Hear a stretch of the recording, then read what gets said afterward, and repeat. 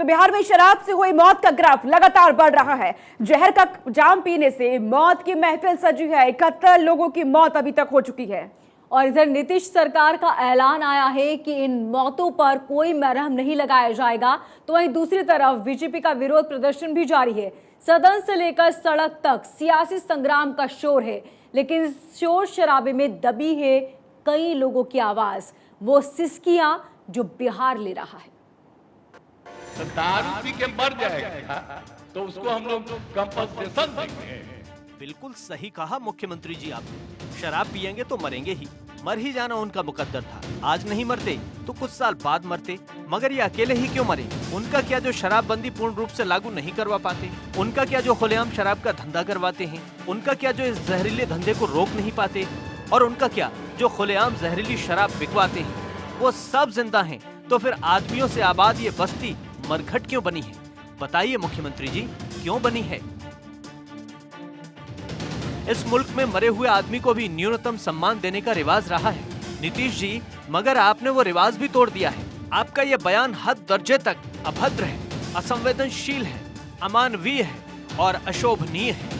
जब छपरा सीवान में हर चौथा आदमी अपने किसी न किसी परिजन की लाश का बोझ अपनी आत्मा पर उठाए बिलख रहा हो, ऐसे वक्त में इतना अमर्यादित बयान देने के लिए कलेजा चाहिए। बात यह है कि यहाँ जहरीली शराब पी के मरा तो हम लोग तो इसका खूब प्रचार कर रहे हैं कि पियोगे मरोगे। अब उसी को दूसरे रूप में बता रहा है। और तब इस तरह से मरता है तो दूसरा जगह क्या नहीं छापते हो? सुना था कि सत्ता आदमी को आदमी नहीं रहने देती, वो छीन लेती है इंसान होने की पहली प्राथमिकता। वो नहीं तड़पती किसी की आंखों में उतरा हुआ कतरा देखकर, उसे नहीं आती हिचकी कतारों में पड़े मुर्दों को देखकर। बेशर्मी का कोई प्रदेश होता तो निश्चित तौर पर आपका ये बयान उसकी राजधानी हो जाता। शराब का बोल रहा है, जरा बताइए बिहार में जहरीली शराब से पीने वालों की संख्या जब शराबबंदी लागू नहीं था तब भी और आज भी उसकी संख्या कम है।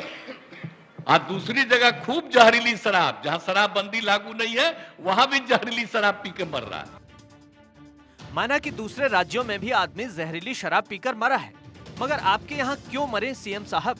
आप किसी पनवाड़ी की दुकान पर खड़े कोई ऐरे गहरे नत्थु खैरे बकैती बाज तो नहीं है जो दूसरों का पाप गिनाकर अपनी जिम्मेदारी पर पर्देदारी कर रहे हैं।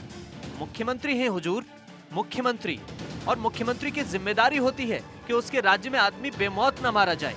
और बिलखती हुई बस्तियां, तनी हुई मुट्ठियां, गूंजती हुई आवाज आपसे सवाल करती है तो आपका अहम मचल उठता है। आप ऐसे बाहर हो जाते हैं, आप भूल जाते हैं जनप्रतिनिधि होने की जिम्मेदारी।